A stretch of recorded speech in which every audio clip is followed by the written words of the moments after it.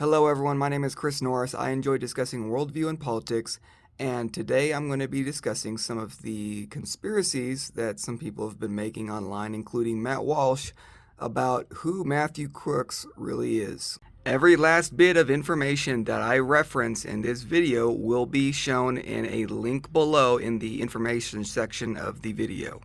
Not gonna lie, I'm a little disappointed that I have to make this video, but it's pretty obvious that we're using this opportunity to point fingers at each other and to suggest violence against the opposing parties.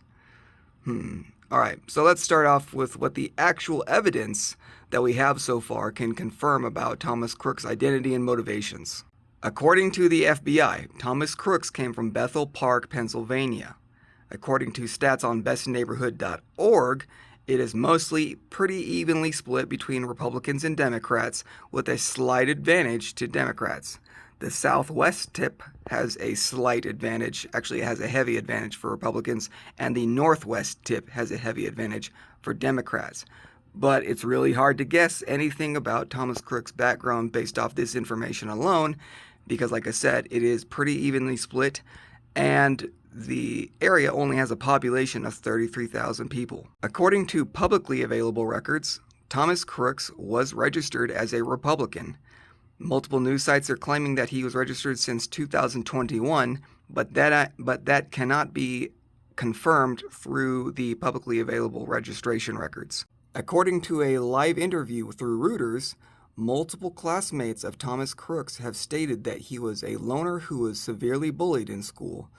He was partially bullied because he was frequently wearing hunter outfits and because he was wearing COVID masks quite frequently as well, even past the date of COVID restrictions. So, on one hand, the hunter uniforms tends to imply Republican, but the COVID mask wearing implies the opposite. Quotes during an interview with both the attorney and the president of a local sportsmanship club confirmed that Thomas was a member of the shooting club there.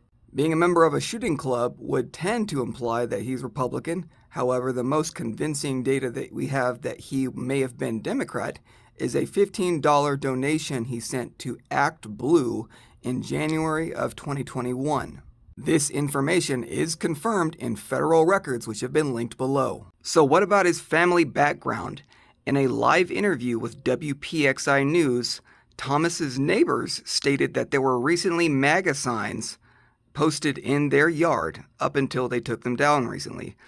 Channel 4 News sources claim that they found data that a Trump database believed Thomas's father to be a likely Republican and heavy gun supporter and advocate of Trump policies, and that his mother was a Democrat who was also pro-gun. Unfortunately, Channel 4 failed to link the actual data that they claimed supported this implication, so you just have to take them at their word. But I'm not prone to doing so. So what can we actually conclude from all this information? It doesn't seem like we can conclude much at all.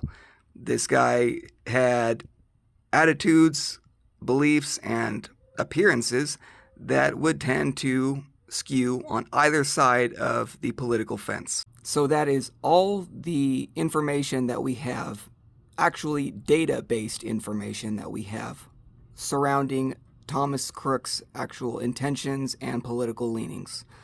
If you've heard anything else, it's entirely conjecture and it's not data-based. So now that I've covered what the actual data suggests, I have some beef I have to express about my disappointment in this country. Liberals, you love making fun of conservatives for all their crazy conspiracies that they make.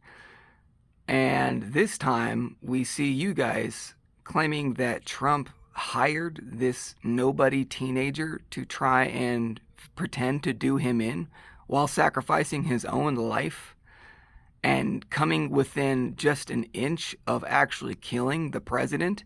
He's up by 5 points. He was up by 5 points before this assassination attempt even occurred. You think that he would risk his life hiring a nobody to try and fake an assassination attempt to win at this point? Why? Why would he take that level of risk? Now, to Matt Walsh and many so-called Christians of this nation, I'm pretty disappointed in what you're insinuating we should be doing to each other as a result of this assassination attempt. What good do you think is going to come out of what you are claiming you'd like to do to the other side? Do you really think that it's going to gain support for Christianity in the end? So Matt Walsh has apparently created his own conspiracy, fresh out the depths of his small intestine. He claims that Thomas Crooks, registered Republican, is the last thing he did right before attempting assassination.